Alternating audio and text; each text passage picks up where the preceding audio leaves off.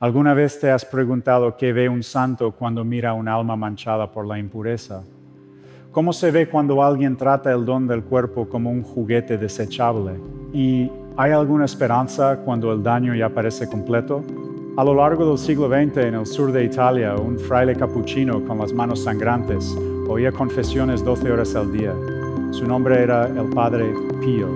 Nació como Francesco Forgione el 25 de mayo de 1887 en Pietrelcina, un pueblo rocoso donde la vida transcurría despacio y la fe era profunda.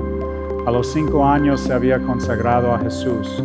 A los 15, el 22 de enero de 1903, tomó el hábito y el nombre de Pío. El 10 de agosto de 1910 fue ordenado sacerdote. 8 años después, el 20 de septiembre de 1918, tras celebrar la misa, recibió los estigmas. Las heridas de Cristo aparecieron en sus manos, sus pies, su costado. Sangraron durante 50 años, pero las marcas visibles no fueron el don más terrible que Dios le concedió.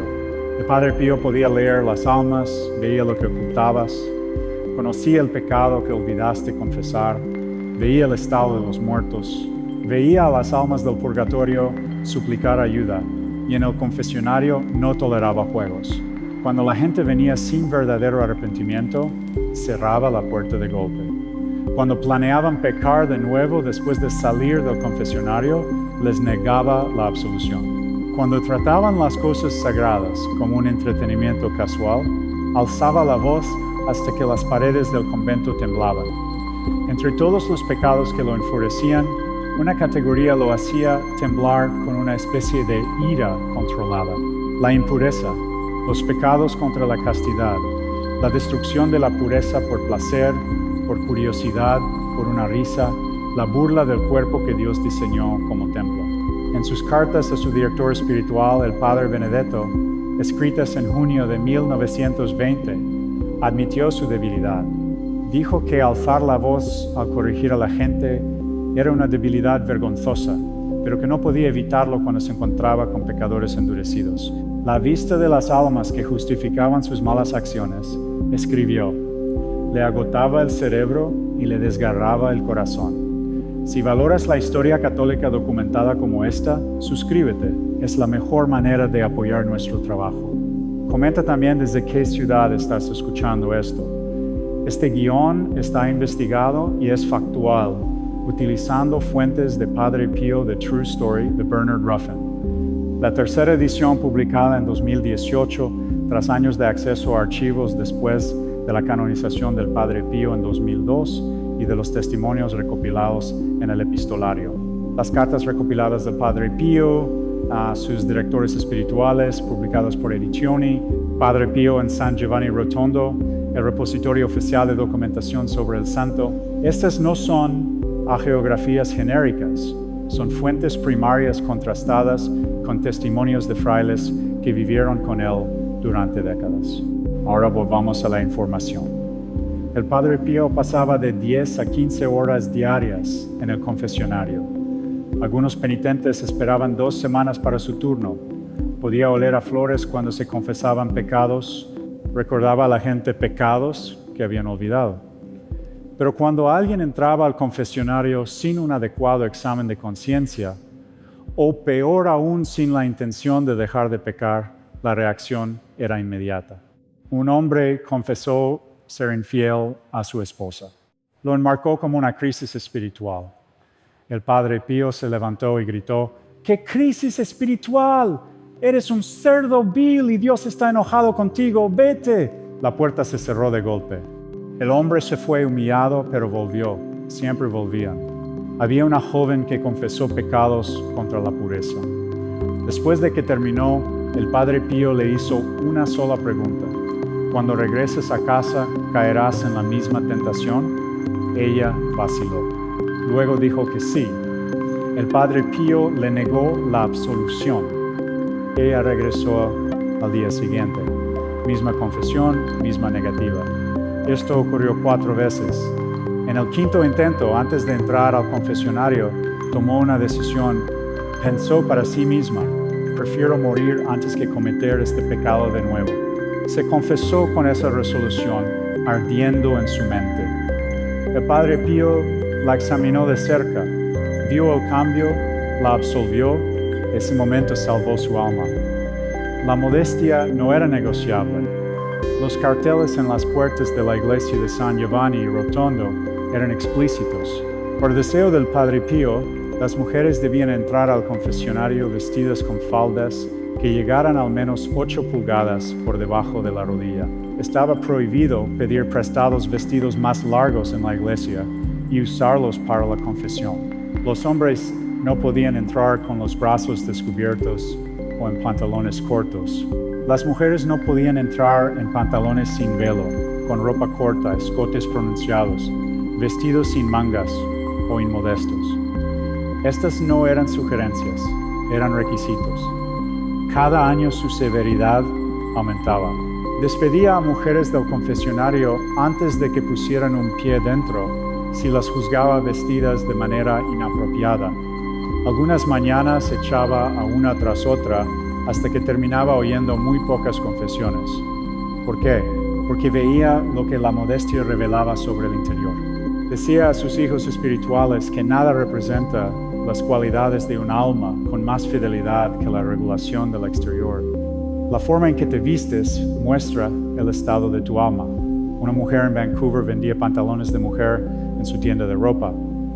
Viajó hasta Italia para conocer al Padre Pío.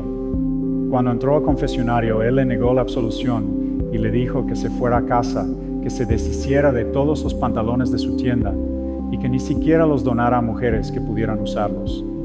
Ella obedeció. Cuando le preguntaban por qué cerraba la puerta del confesionario en sus narices, decía esto: ¿no sabéis qué dolor me cuesta cerrar la puerta a alguien? El Señor me ha obligado a hacerlo. Soy su herramienta inútil.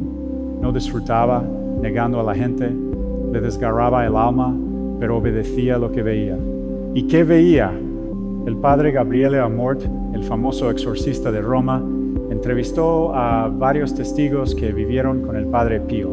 Amort documentó que él se aparecía al Padre Pío bajo muchas formas, como un gran gato negro, como un animal repulsivo, y en el disfrazo, como jóvenes desnudas y provocativas que bailaban danzas obscenas para poner a prueba la castidad del joven sacerdote. Pero lo peor era cuando él tomaba la apariencia de su director espiritual o se hacía pasar por Jesús, la Virgen María o San Francisco. El Padre Pío aprendió a discernir. Notó un patrón. Cuando la Virgen o el Señor aparecían por primera vez, había timidez seguida de paz cuando la visión se marchaba. Pero cuando aparecía un demonio en forma sagrada, había alegría y atracción inmediatas, reemplazadas después por remordimiento y tristeza. Esta regla general, también encontrada en los escritos de Santa Teresa de Ávila, se convirtió en su guía. Él odiaba la pureza. La castidad era un campo de batalla y el Padre Pío veía las bajas. En 1922, el Padre Pío testificó ante el obispo de Melfi, Alberto Costa, y el superior del convento, el Padre Lorenzo de San Marco, junto con otros 5 frailes. Uno de ellos, Fra Alberto d'Apolito, escribió el relato. Una tarde de invierno, después de una fuerte nevada, el Padre Pío estaba sentado junto a la chimenea en la sala de invitados, absorto en oración. Abrió los ojos y vio a un anciano de pie, vestido con una capa anticuada. El Padre Pío se sorprendió. ¿Cómo entró al convento a esta hora de la noche? Todas las puertas están cerradas. ¿Quién es usted? ¿Qué quiere? El hombre respondió: Padre Pío, soy Pietro di Mauro, hijo de Nicola, apodado Precopo. Morí en este convento el 18 de septiembre de 1908, en la celda número 4, cuando aún era un asilo. Una noche, mientras estaba en la cama, me quedé dormido con un cigarro encendido. Incendió el colchón. Morí asfixiado y quemado. Todavía estoy en el purgatorio. Necesito una santa misa para ser liberado. Dios permitió que viniera a pedirle ayuda.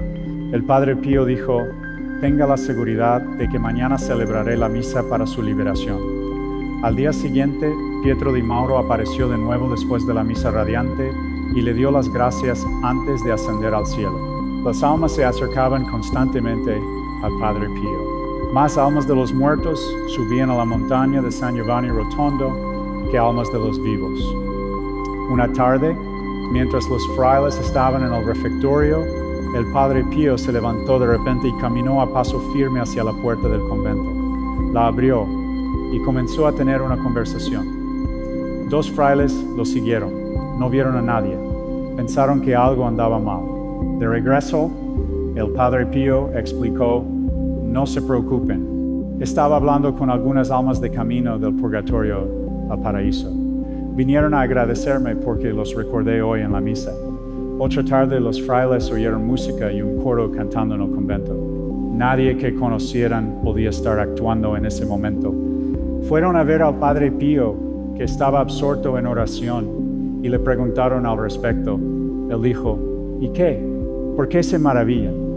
Estas son las voces de los ángeles, llevando las almas del purgatorio al paraíso. Pero no todas las almas que veía se salvaban. Una viuda se acercó a él, agonizante. Su marido se había quitado la vida. Había vivido durante meses con una sola pregunta que devoraba su paz: ¿qué pasó con su alma? Cuando finalmente reunió el coraje para buscar la ayuda del Padre Pío, se le acercó llorando. Preguntó casi en un susurro si había alguna esperanza de que su marido se hubiera salvado. El Padre Pío bajó la mirada. Su rostro se ensombreció de dolor. Tras un grave silencio, respondió en voz baja: hay muy poca esperanza. La mujer sintió que su corazón se derrumbaba, pero entonces algo cambió. El Padre Pío levantó la mano, dijo, pero entre el puente y el río se arrepintió. Está salvado. El Padre Pío tenía conocimiento exacto del estado de un alma después de la muerte. Gerardo de Caro tuvo largas conversaciones con él en 1943. En sus notas escritas testificó que el Padre Pío tenía conocimiento exacto del estado de un alma después de la muerte, incluyendo la duración del dolor hasta que se alcanzaba la purificación total. El hermano Modestino de Pietrelcina, un hijo espiritual del Padre Pío, recordó haber visitado a su padre enfermo. Su padre le dijo que después de la confesión le había preguntado al Padre Pío: Padre, ¿cuándo nos volveremos a ver? El Padre Pío respondió: nos veremos en la otra vida. Salude a nuestro país. El hermano Modestino se sintió mal, no lo entendió. Esa noche le costó conciliar el sueño. Al día siguiente, al amanecer, su primo vino a llamarlo. Le dijo que su padre a medianoche había intentado levantarse de la cama, pero un derrame cerebral lo había matado. Cuando el hermano Modestino regresó al Padre Pío, le preguntó si su padre estaba en el cielo. El Padre Pío respondió: era hijo de la culpa, es decir, estaba en el purgatorio sufriendo por pecados no completamente expiados antes de la muerte. El Papa Pío XVI murió en Castel Gandolfo el 9 de octubre de 1958. Ese día el Padre Pío le dijo a un fraile: Pío II sí está en el cielo. Lo supo al instante, pero hubo almas que vio que no le hicieron sonreír.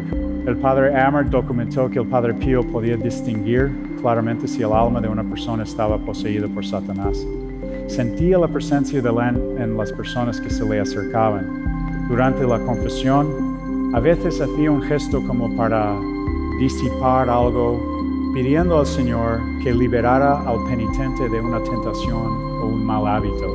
Muchas de las luchas más difíciles del Padre Pío con los demonios surgieron mientras intentaba rescatar almas de la posesión diabólica, ya fuera en el confesionario o rezando por uno de sus seguidores espirituales. Una de las áreas más documentadas de su severidad fue la impureza. Era bien sabido entre los sacerdotes mayores que el Padre Pío no se oponía a usar un lenguaje áspero, rudo y chocante. Esto era especialmente cierto cuando se trataba de casos de impureza, escándalo, calumnia y pecados contra la maternidad. No perdonaba a estas personas sin una reprimenda y a menudo muy severa. El padre Paolo Rossi, postulador general de los capuchinos, declaró: el padre Pío tenía un carácter rudo. Una mujer dijo que había leído libros inmorales. El padre Pío preguntó: ¿has confesado esto antes? Ella asintió. ¿Qué te dijo tu confesor? Que ya no lo hiciera, dijo ella. Sin decir una palabra, el padre Pío le cerró la puerta del confesionario en la cara y comenzó a oír la siguiente confesión. Una mujer que había abortado se acercó al padre Pío, le dijo: nunca supe que el aborto fuera un pecado. Él respondió: ¿cómo que no sabías que eso era un pecado? Eso es matar, es un pecado, un gran pecado. ¿Por qué fue tan severo? Porque veía lo que otros no podían ver. Veía el daño no solo al cuerpo, sino al alma. Veía la mancha, veía las cadenas, veía la puerta abriéndose a una oscuridad más profunda y sabía que tratar el pecado a la ligera era lo mismo que decirle a Dios que sus leyes no importan. Una de las enseñanzas que dio a sus hijos espirituales fue esta: si tienes el valor de imitar a María Magdalena en sus pecados, ten el valor de imitar su penitencia. ¿Qué quiso decir? Quiso decir que la gente quiere el placer sin la consecuencia. Quieren la emoción sin la responsabilidad. Quieren vivir como paganos y morir como santos. No funciona así. La pureza no es una preferencia, es una condición del alma. Y el alma que trata la castidad como una broma, entra al confesionario cubierta de inmundicia y espera salir limpia sin cambiar nada. El padre Pío no lo permitía. Hay una razón por la que la Iglesia enseña que la castidad es uno de los frutos del Espíritu Santo. No se trata de reglas, se trata de si te perteneces a ti mismo o a Dios. El padre Pío hizo el voto de castidad el 22 de enero de 1904, cuando hizo su primera profesión de los consejos evangélicos de pobreza, castidad y obediencia. 3 años después, en 1907, pronunció sus votos finales desde ese momento hasta su muerte. El 23 de septiembre de 1968, a las 2:30 de la mañana, vivió ese voto sin compromisos. Sabía para qué era el cuerpo.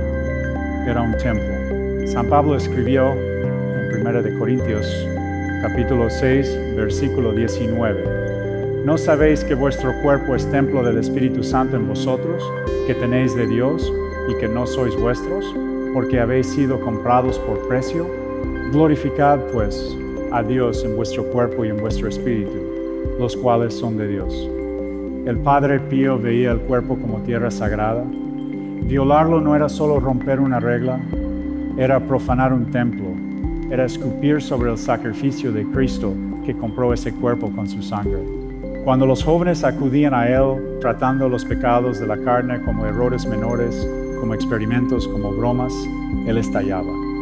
No porque fuera cruel, porque los amaba.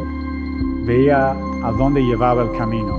Veía las almas en el purgatorio que estaban ahí porque nunca tomaron la pureza en serio. Veía las almas en el infierno que se reían de la castidad hasta que la puerta se cerraba. Y sabía que la misericordia sin verdad no es misericordia en absoluto. Es permiso para destruirte a ti mismo. Él lo sabe. Por eso los ataques al Padre Pío implicaban danzas obscenas, provocaciones desnudas, seducciones vestidas de santidad. El enemigo sabe que si puede robar la pureza, puede robarlo todo, porque la pureza es la guardiana del corazón. Pierde la pureza y pierdes la claridad. Pierde la claridad y pierdes a Dios. El Padre Pío escribió a su director espiritual, el Padre Agostino, en agosto de 1912, que él, a quien llamaba Barba Azul, le impedía escribir. Cada vez que lo intento, me da un terrible dolor de cabeza y el brazo se me paraliza y no puedo sostener la pluma en la mano. El 3 de diciembre de 1912 escribió: recibí tu carta el 29 de noviembre. Solo contenía una página en blanco. Debe haber sido el Cosaxio. El Cosaxio, la cosita fea, pero el campo de batalla favorito de él no eran las páginas en blanco, era el cuerpo humano. El Padre Pío decía: no tengo un minuto libre.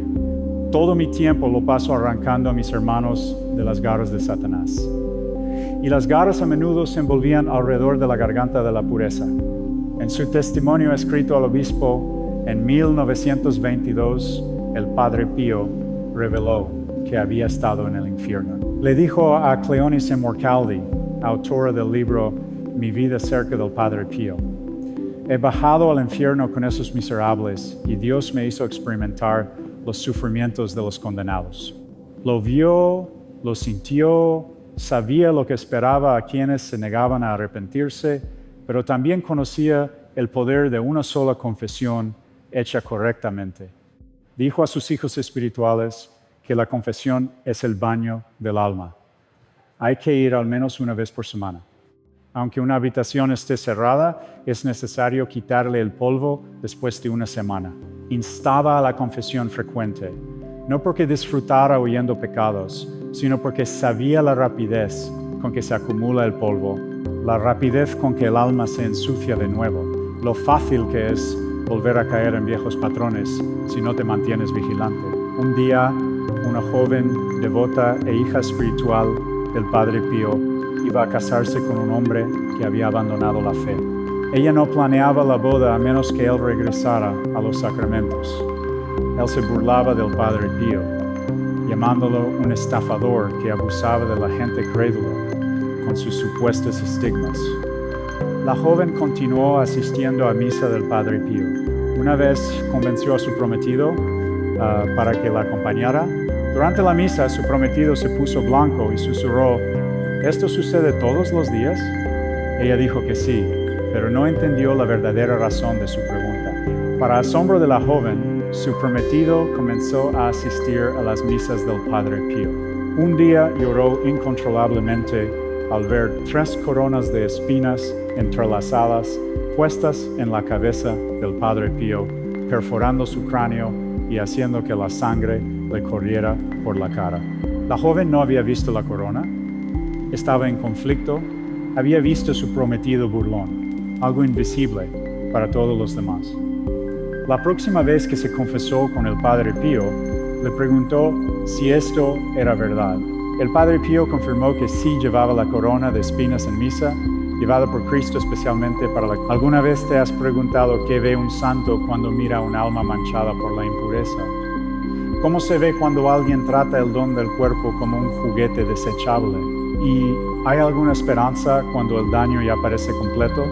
A lo largo del siglo XX, en el sur de Italia, un fraile capuchino con las manos sangrantes oía confesiones 12 horas al día. Su nombre era el Padre Pío. Nació como Francesco Forgione el 25 de mayo de 1887 en Pietrelcina, un pueblo rocoso donde la vida transcurría despacio y la fe era profunda. A los 5 años se había consagrado a Jesús. A los 15, el 22 de enero de 1903, tomó el hábito y el nombre de Pío. El 10 de agosto de 1910 fue ordenado